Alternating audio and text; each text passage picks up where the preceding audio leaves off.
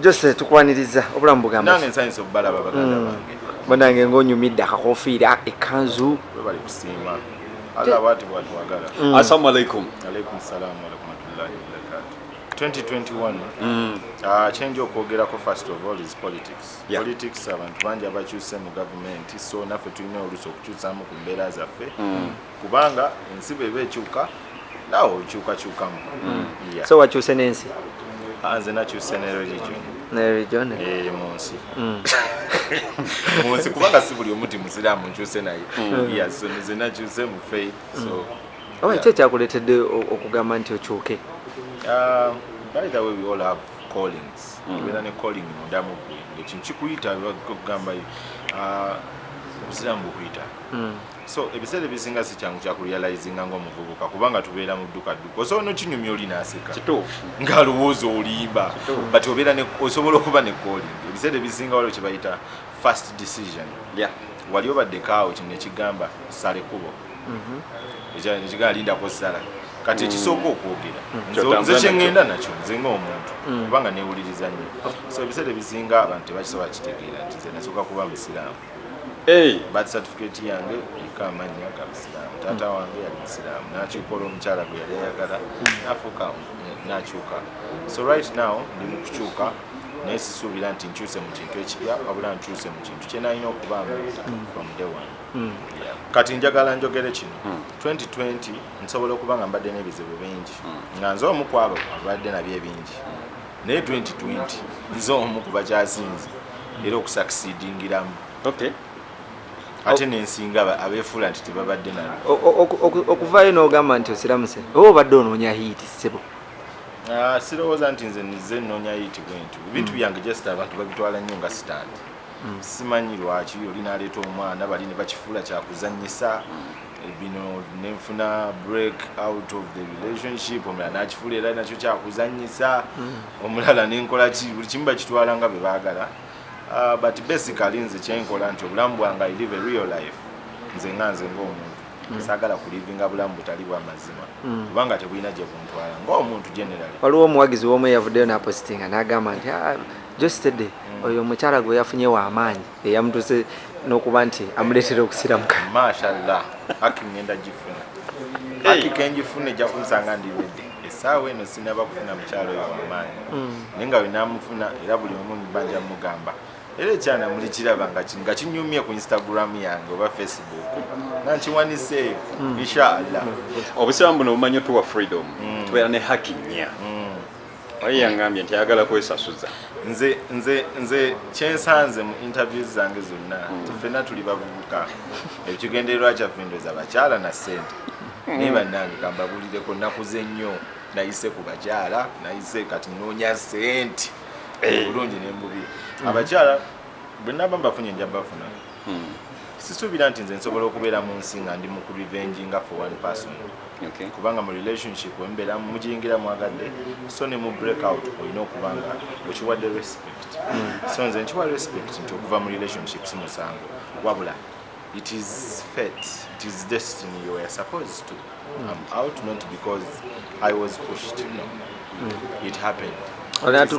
Onatuukiriza amateeka g'Obuyisiraamu? Amateeka g'Obuyisiraamu nenda kugezaako nnyo ngatuukiriza.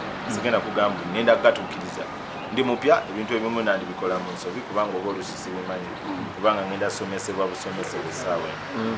Obuyisiraamu tebukkiriza kunywa mwenge, tebukkiriza kuba bbaala ate nga oba oliawo n'okuyimba oluusi kubaako ekikomo. Ogenda sigala ng'oyimba oba? Kambyewala okugyako okuyimba kubanga nze bwe nkyuka mu ddiini y'Obuyisiraamu bwe tuba nga tugambye mbu kati tutambuze eddiini y'Obuyisiraamu mu maaso abantu nga ffe bwe tukyuka yeffe greatest inspirations ezisobola okubaawo ku muvubuka ali eyo. Omuvubuka ali eyo asobola okuba nga yanjagalako kuyimba.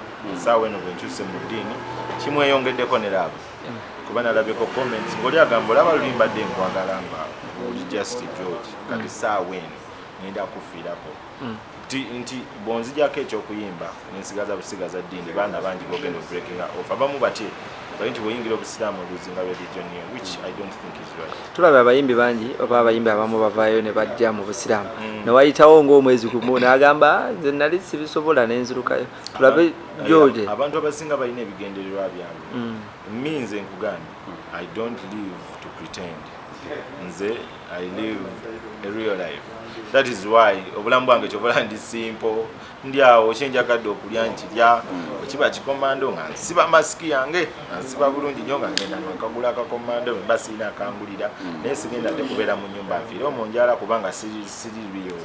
Ekitegeera kati nze njagala nnyo nembeera riyo, bakyali bange nensaga nabo, we nina okuseka wensekera.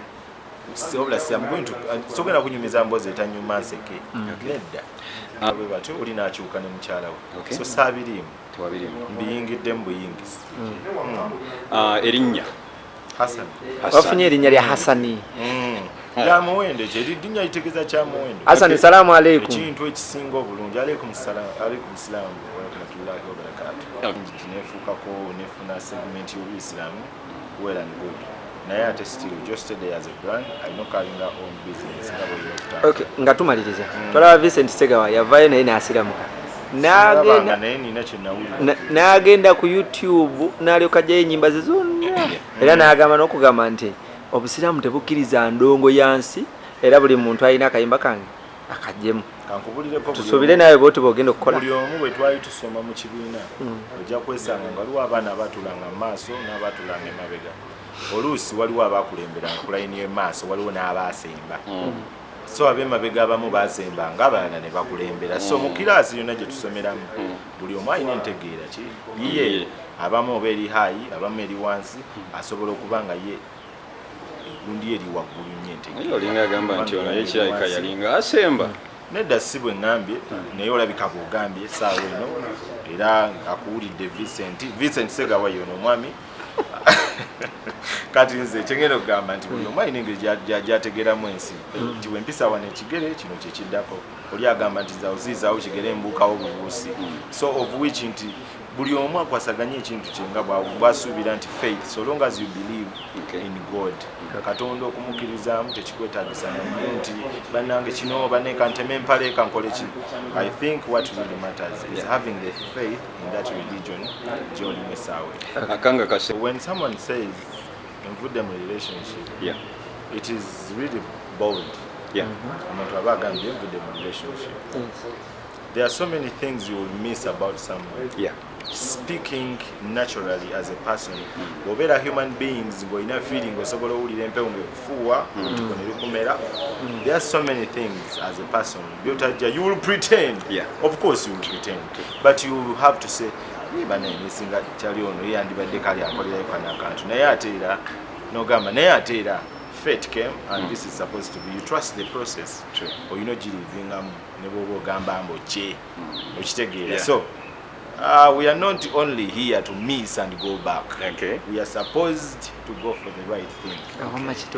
Abantu baagala okumanya kiki ekyabaawula ng'emu abali kapo eyali esinga okuba nga abantu bagyenyumirizaamu. Twali kapo eyali esinga kubanga nekiki ekyabaawula okwawukana kw'abantu buli omu ayawukana ne munne nga nammwe mwawukana eyo lwakuba ffe ebyammwe tetubitegeera. Nze gwe mwategeerako nenfuuka ekizibu oyo ayawukana atya waliwo n'abaga oyo ayawukana atya ne mukyala we addeeyo onzizaayo gwe yandeeta.